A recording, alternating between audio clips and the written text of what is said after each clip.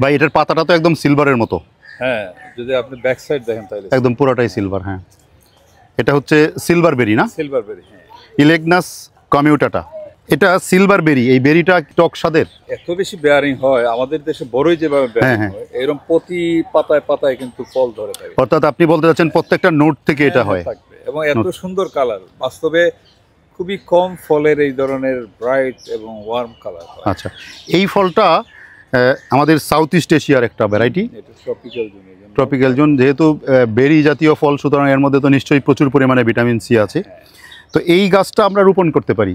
South east এশিয়ার উদ্ভিদ, এটা আমাদের এই আবহাওয়ার সাথে খাপ খাইয়ে যাবে, এবং এটা রোপণ করলে এর ফল আমরা আস্বাদন করতে পারি, স্বাদটা নিতে পারি। চাইলে আপনারা এই গাছটা রোপণ করে আপনাদের বাড়িতে, আপনার গার্ডেনে রাখতে পারেন।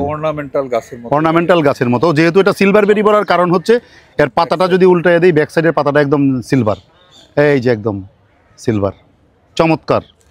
যদিও ওই ফলটা আমি খাইনি, তবে আপনি খেয়েছেন? জি জি জি, আমার বড় গাছে ফল অলরেডি আছে, ওটার বীজ থেকেই এই গাছ। আচ্ছা আচ্ছা। তো স্বাদটা টক মিষ্টি, টক মিষ্টি সাথে ধরে রেখে যখন ওই লাল থেকে একটু খয়েরি হবে, ওই স্টেজে খাওয়ার পরে বেশ একটু মিষ্টি লাগে। কিন্তু যদি আধা পাকা অবস্থায় কেউ খায় তখন এটা একটু টক থাকবে। একদম প্রথমে কিন্তু এটা সবুজ আকারে আসবে, আস্তে আস্তে এটা লালে যাবে, তারপরে একদম খয়েরি কালার। আপনারা চাইলে এই গাছটা আপনার বাগানে রাখতে পারেন।